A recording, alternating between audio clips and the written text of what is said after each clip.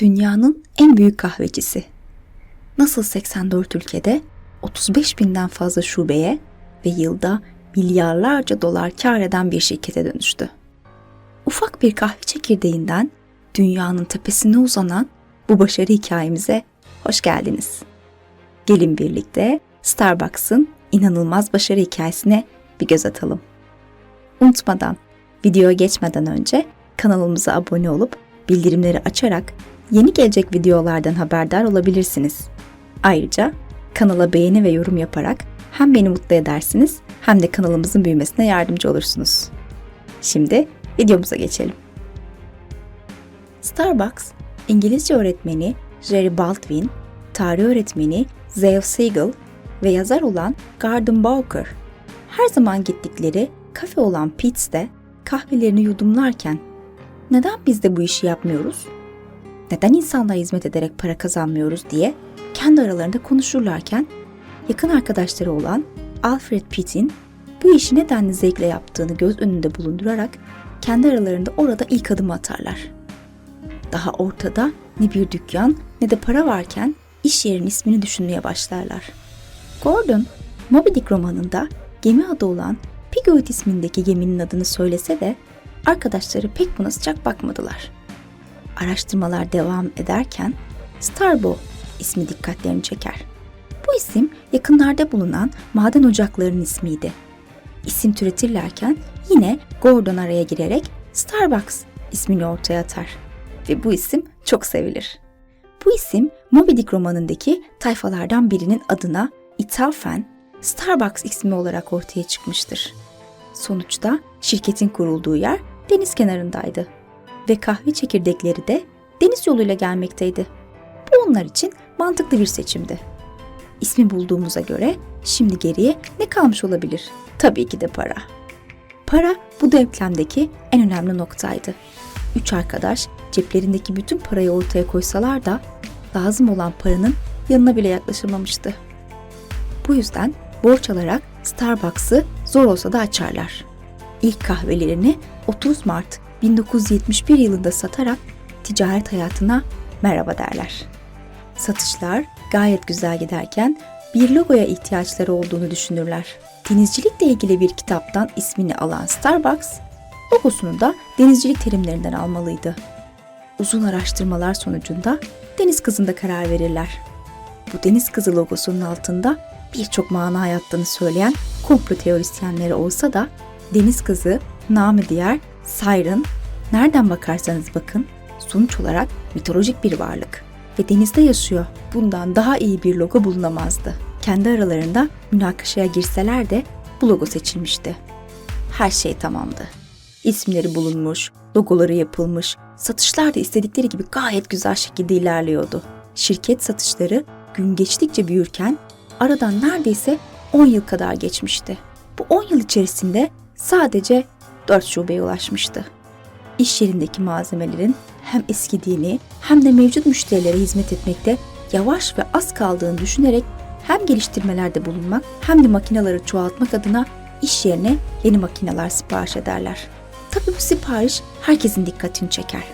Herkes küçük ölçekli ve 4 şubesi olan bu firmanın bu kadar makineyi ne yapacağını sorgularken bir kişi sorgulamadan hemen Starbucks'ın kapısına dayanır. Bu kişi Howard Schultz'tan başkası değildi. Howard, Starbucks'tan içtiği şekersiz ve sütsüz kahvenin tadı karşısında resmen büyülenmişti. Nasıl yapıldığını kendisine gösterilmesini rica eder ancak reddedilir.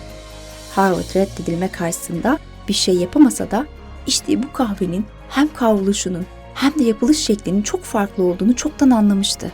Ne yapıp edip şirkette kendine bir yer bulmalıydı. 3 ortağın arasına girerek onlardan biri olmalıydı. Burada büyük bir fırsat vardı ve harcanmaması gerekiyordu. Starbucks, Harvard'ı büyülerken bu dişlinin çarkları arasına nasıl gireceği konusunda planlamalar yapıyordu. İlk etapta Jerry ile iletişim kurarak ona neler yapabileceği hakkında bilgiler verdi. Jerry ve Howard'ın diğer 2 ortağı ikna etmesi neredeyse bir yıllarını almıştı. 1982 yılına geldiğimizde Starbucks'a pazarlama ve satış müdürü olarak girdi. Zaman ilerledikçe şirketten de hisseler alan Howard artık hayal ettiği yerdeydi. Şirket için elinden geleni yapıyor, satışların artması için sürekli olarak araştırmalarda bulunuyordu. İtalya'da çıktığı bir gezi sırasında espresso ile tanışır. Bu tat ve kıvam karşısında şok olmuştur. Cafe Latte ile de burada tanışan Harvard, bunun dönerken yanında götürecektir. Amerika'ya geri döndüğünde Cafe Latte'yi arkadaşlarına tattırır.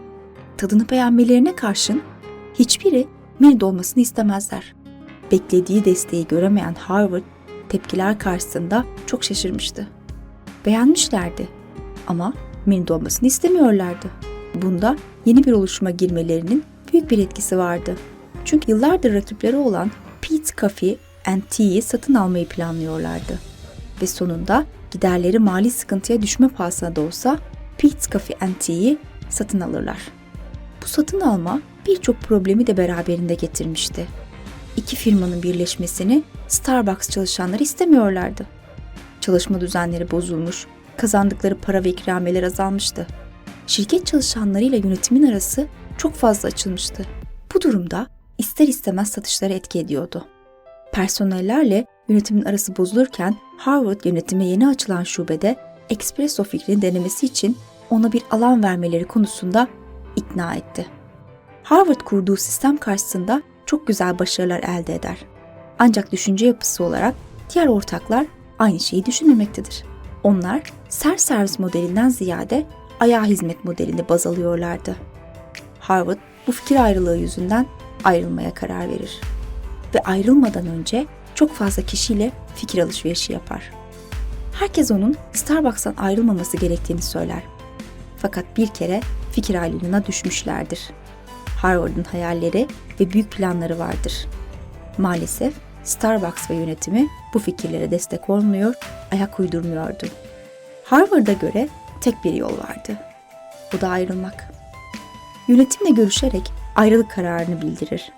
Arkadaşları bu duruma üzülüp engel olmaya çalışsa da ona engel olamamışlardır. Gordon, Harvard'da açacağı iş yerinin isminin Yornale olmasını önermiştir. Bu isim İtalyanca'da günlük anlamına gelmektedir. Bu isim Harvard'ın çok hoşuna gider. Ve uzun uğraşlar sonucunda 8 Nisan 1986 yılında Girno'yu açmıştır.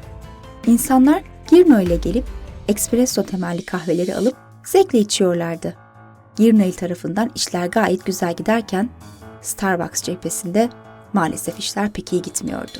1987 yılının Mart ayına geldiğimizde Jerry ve Gordon Seattle'da bulunan kafelerinin hisselerini satmaya karar verirler. Oradaki hisseleri satarak Peet'teki hisseleri ellerinde tutacaklardı. Harvard satışa çıkan hisseleri duyunca eli ayağına dolandı. Çünkü bu hisseleri bir şekilde almak zorundaydı. Hisseleri istemesine istiyordu ama bilin bakalım yine ne eksikti? Tabii ki de para. Girney'i açmak için varını yoğunu ortaya koymuştu. Starbucks için yatırımcı arayan Harvard sonunda aradığı desteği bulmuştu. O zamanın parasıyla, yani 1987 yılının parasıyla 3,8 milyon dolarcık parayla Starbucks'ın hisselerini devralır. Artık yıllardır hayalini kurduğu şirket avuçlarının arasındaydı. Şimdi yolun başındaydı ve yapılması gereken onlarca iş vardı. Her şey güven, dürüstlük ve saygı altyapısından güç alacak ve şirketin temelleri bunun üstüne kurulacaktı.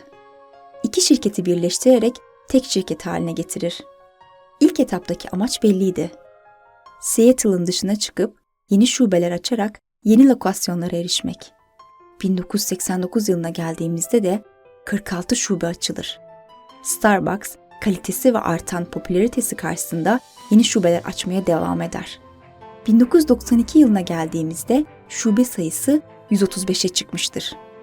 Yine aynı yıl borsaya da açıldı ve şirketin piyasa değeri 271 milyon doları görür. Harvard, şirketin %12'lik kısmını 25 milyon dolara satarak yeni şubeler açtı. 1996 yılına geldiğimizde ise şirketin ilk yurt dışı şubesi Tokyo'da açıldı. 1998 yılında İngiltere kökenli Seattle'da Coffee Company'de Starbucks bünyesine katıldı. Bu satın alım 83 milyon doları bulurken şirketin 65 şubesine de Starbucks tabelası asıldı. Böylelikle Starbucks İngiltere pazarına da girmiş oldu. 2003 yılına geldiğimizde İtalyan Tora Fazno'yu satın aldı ve 150 şubesi Starbucks'a geçti. 2007 yılında Rusya'da ilk Starbucks açıldı. Starbucks öyle bir büyüme hızı yakalamıştı ki neredeyse her hafta yeni bir şube açılıyordu. Tabii şubeler açıldıkça Starbucks etkisi dediğimiz olay devreye giriyor ve Starbucks etrafındaki emlak piyasası da hemen canlanıyor, fiyatlar artıyordu. Şu anda milyarlarca dolar kar eden ve milyarlarca dolar değere sahip bir firmayı ayağa kaldıran, daha doğrusu şaha kaldıran Howard Schultz kimdir? Starbucks firmasını o kurmasa da şu andaki bulunduğu konuma o getirmiştir. Howard 19 Temmuz 1953 yılında Brooklyn, New York'ta dünyaya geldi. Kardeşleriyle çok zor ve fakir bir hayat sürer. Çocukluğunda sürekli basketbol oynayarak ileride NBA oyuncusu olma fikri bu fakir hayattan kurtulmanın hayalini kurar. Ancak kader onun için farklı şeyler planlamaktaydı. Küçük yaştan itibaren gazete dağıtımından kürk satışına kadar birçok sektörde çalışarak kendini esnaflık konusunda geliştiren Howard, yıllardır oynadığı basketbol sayesinde üniversiteyi burslu şekilde okudu. Mezun olduktan sonra Xerox firmasına 3 yıl kadar satış danışmanlığı yaptıktan sonra Helmonplast adlı İsveçli ev ürünleri satan firmaya satış danışmanı olarak girer. Bu firma onun için gerçekten bir dönüm noktasıydı. Çünkü Starbucks'la tanışmasını bu firma sağlamıştı. Böylelikle uzun uğraşlar sayesinde Starbucks bünyesine katılarak zorlu ama sonu mutlu biten bir gerçek hikayeye dönüştü. Peri masalları ne kadar hayali şeyler olsa da ara ara gerçek hayatta da karşımıza çıkabiliyor. Starbucks'ı ve Howard Schultz'ı anlattığımız hikayemiz buraya kadardı. Videomuzu beğendiyseniz beğenmeyi, abone değilseniz abone olmayı unutmayın. Güzel yorumlarınızla da beni mutlu ederseniz çok sevinirim. Yeni videolarda görüşünceye dek hoşça kalın.